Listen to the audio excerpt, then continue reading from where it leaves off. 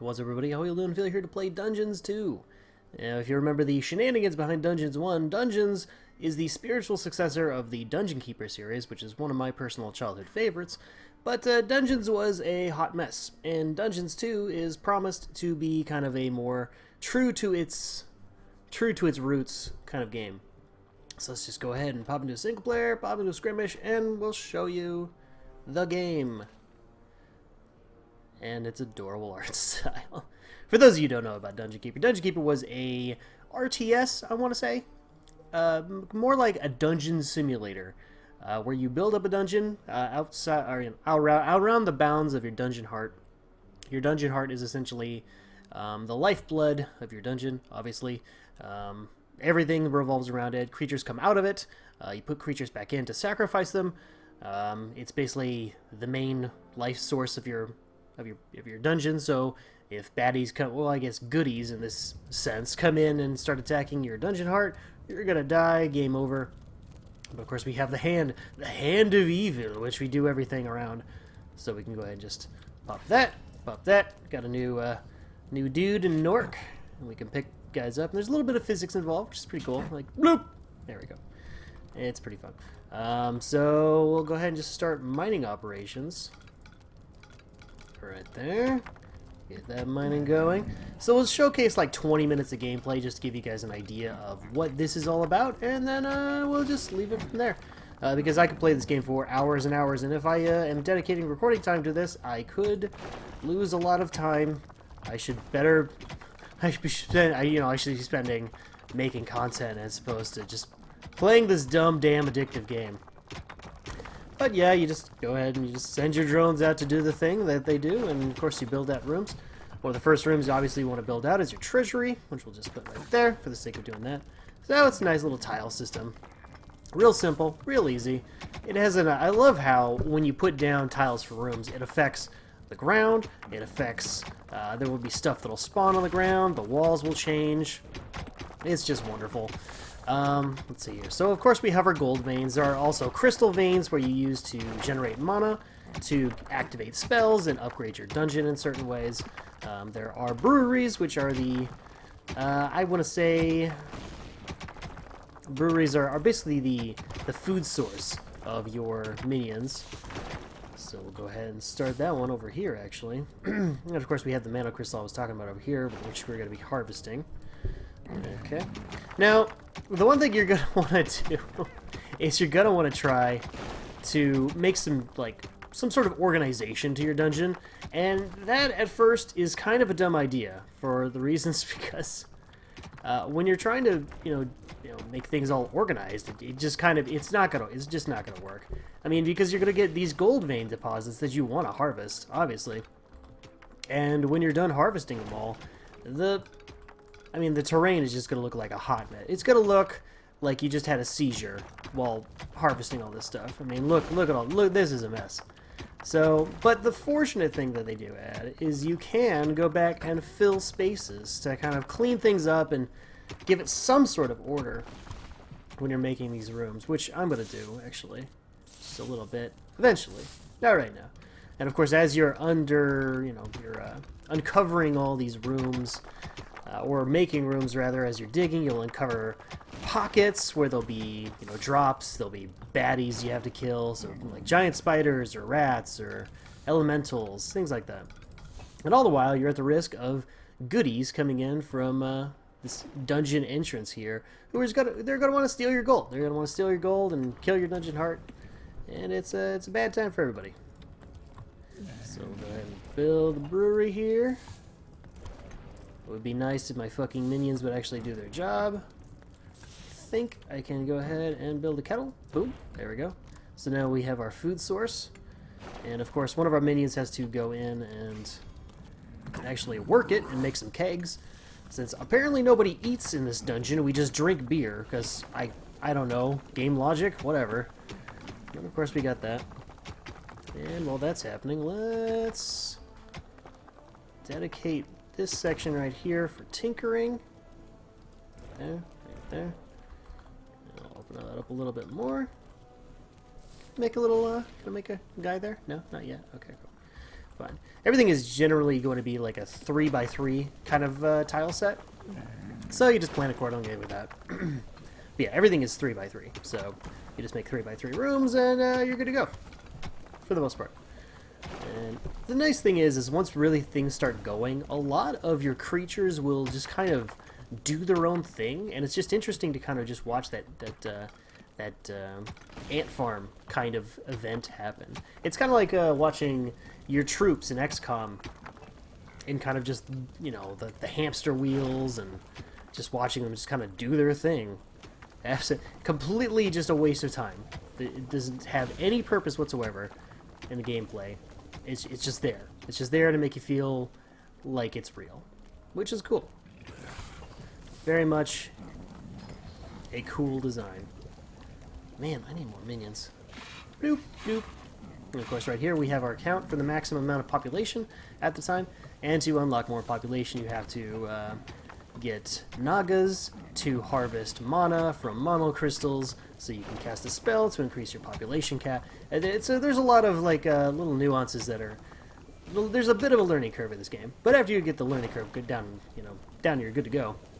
Fun ass game. It's a fun ass game, and horribly addictive. I may or may not have not slept last night at all, which may explain why I have piss poor commentary right now for this particular video. Which, for that, I apologize, but what do you gotta do? Sometimes you just lose sleep on good games. Got our goblins. And a minion. Another goblin might be nice. Where are you going? You? Oh, okay, that's just a helper. So the goblins, they will make toolboxes. Toolboxes are used to power the traps and other gadgets, as well as upgrades for your dungeon. Oh, just drop you there. So we'll go in here into the menu. So we have improved rooms. So we have treasury improvement, faster healing for hospitals, research certain rooms like hospitals, guard room, which I have actually found pretty useless, honestly, and Chaos Forge, which will unlock trolls, which is awesome because they're trolls. Research doors. Doors are great. And, of course, traps. So exploding chest, which is probably one of the best things you can get.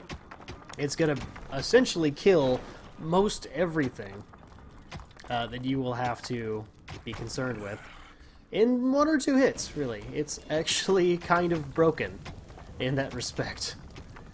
But, where am I going with this? Where am I going? So not long. Let's get another brewery going here. Have entered the dungeon. Okay. Where are my orcs? Orc there. Orc there. Orc there. I know you're sleepy, but I don't care. Do my bidding. Kill them. Wonderful. Okay. I got the Nagas. Naga's thingy. Of course, I've made a bit of a whoopsie in that I don't have enough. So, goodbye, minion. I said goodbye, minion. Oh, God. There we go. Goodbye! Oh, no. There we go. And now we can make ourselves a Naga. And now she will go make us mana. Fantastic. So we got our beer kegs. Enough for another one? I do not yet. Hold up here. There we go. Now we can make it. Ta-da! Let's go ahead and make another 3x3 room here. Yeah, fuck it. Let's just clear this whole place out. Why not? Why the hell not? I can fill this all back up later.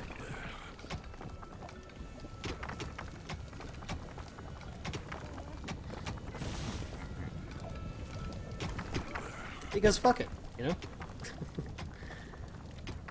Let's see here. Treasury's good. Urgh. Okay. Just making toolboxes now, so let's research Chaos Forge. Let's get some trolls going, that way we can get some upgrades. So the Chaos Forge will get us upgrades for our creature's armor, as well as it will of rats has been unearthed. Well, that's fucking wonderful. At least rats are easy. Rats are a cakewalk. There we go. So there we go. We have a little event here showcasing what happens when you encounter little pockets like this. Wonderful. Also, I'm still sick. So that's great for videos. That is wonderful. Oh my god. What was I doing? What was I... Oh yeah, Chaos Forges. I am awful today. Chaos Forges, they upgrade armor, as well as they will upgrade certain abilities, and add health pool to your creatures. Wonderful stuff. I believe also later on it unlocks potentially additional levels in your inner creatures. So each creature has basically 3 tiers. So like the orcs will have the orc chieftain, and the orc hide. We have the Naga queen, and the Naga Medusa, goblin assassin, Gobbleot. I assume that's a goblin in a mech suit, and then just snots, because they're just snots. Snots are just useless little grunts. But you can get upgrades to make them work harder, so that's pretty awesome. Okay, let's get that. Get that. So I may as well just put a little thing here, right? Okay, hold on, I gotta... there we go. So let's... Oh, I need toolboxes. Damn it. How much... I'm doing awesome on gold, so let's go ahead and make another one of these, because... How much mana do we have? Almost enough for the first spell. 500 gold, 100 mana, and we're there. Boom. That'll increase our population. And of course, also with the Nagas, we get to unlock spells. So we have Create a Horde, which you pretty much want off the bat, because that'll be just kind of like your call to action to send all of your combat-ready units to whatever location you pick. So that is the skill to have. Now, of course, we have your dungeon view, but the thing they did add to this game to make it a lot more compelling is you have the overworld. Now, the overworld is where you need to go out and you need to conquer the overworld to increase your evilness. Now, your evilness is basically like your dungeon heart level. And as you increase your evilness, you get access to more spells, more rooms, more minions, and everything like that. But it also does a cool effect where as you're going through the overworld, the underworld, or the overworld starts to get corrupted. So it gets like this nice aesthetic change as you're walking through. It's pretty great. And also, of course, you go out and you destroy goodie camps to keep them from spawning, and just can generally just benefit you. I think you also get additional levels and gold from conquering. So that's always nice. Also, while you're destroying goodies, there is a chance that they'll drop permanent buffs that you can select your minions to pick up. So they'll get like, more HP, more damage, better regeneration, ignore armor, things like that. Or even just like work harder, or not even or just work for free. Because payday is a thing that happens. And there's a counter right here. So every 6 minutes it's payday. And of course, depending on how many minions you have. Let's see here. Oh, that's still research. Depending on how many minions you have, will determine how many, or how much you have to spend on gold. Let's go ahead and get another one. So I always feel like having 3 kegs is kind of necessary. Okay, so we're good there. Let's make a Chaos Forge right there. Beautiful. And we'll make a smelter. There we go. Now we can get an orc, or a troll. I mean, we already have orcs, we can get a troll. There we go. Fire 1 troll, fire 1 goblin, and why not 1 star. Alright, so now we have a troll. Awesome. Look at him! He's a troll and everything. Blah. There you go. So now that we have this, and the nice thing is he will just automatically just go to start upgrading. So we have the general upgrades for armor and weapons to increase their damage and health. And then, of course, like I was talking about, you have the different upgrades each person has. So, and even, look, encourage little snots, so they have more work efficiency. It's fantastic. And, of course, all of the nice thing about all of this is it really just all synergizes with each other. It's just an interesting thing to watch unfold. Okay, So we're good on that route. The nice thing about this is there are permanent gold vein drops, so these will never go away, and they will always give gold. It's not a whole lot of, it's not as much gold per harvest as these veins, but you also run less of a risk of something popping out at you and an unexpected fight happening. But it is just kind of fun to let's grab all these guys here and throw them into the fray. There we go. Generally, you don't want to do what I did by just throwing them into the fray like that, because there's kind of that that moment where they're recovering from being thrown into battle, which is also why you want to research the For the Horde spell, so they don't do that. It's a lot easier, because you don't want to just like be scrambling all over your dungeon picking up minions as the goodies start showing up. But that is about it. What I'll do is I'll just pick up all my guys here, and we'll go straight out to the overworld to show you how that rolls. So let's go up here, just drop them out there, and they will all make it out to the overworld. There we go. Now let's go on a campaign of destruction and see what happens. Alright, these guys will be simple. Easy peasy. Nice little experience. So all of your units do have levels, and they also have names, randomly generated names, and also if their conditions aren't met for general happiness, so food or beer, they will revolt, and so they will stand in your dungeon heart with a strike. What was it? Oh my god! Just a sign demanding what they want, and it's just kind of adorable to see something like that unfold in a game. It's just a nice little added detail that kind of fleshes everything out. Just makes it great. But I could go on and on about this game. This is about it. I've shown you the combat, but obviously I'm not ready to really take any dungeons or take any camps. Like obviously there's a camp right here, but I'm not ready to take that yet, so I can't really do that for you guys in this video, unfortunately. But that is about it. That is just kind of the bare bones explanation of Dungeons 2. I recommend it. It's pretty great. I think it may still be on sale for 10 bucks. It's originally priced at 30, which is a bit of a steep price. I would not recommend picking that up at that price unless you really desperately need to play, essentially, Dungeon Keeper. Which, of course, you could just go on Gaming and, get yourself Dungeon Keeper 1 and 2. Which I would probably recommend more, because that game from, I think, maybe 15 years ago has actually more material than this game, which is kind of sad. Kind of just a little sad.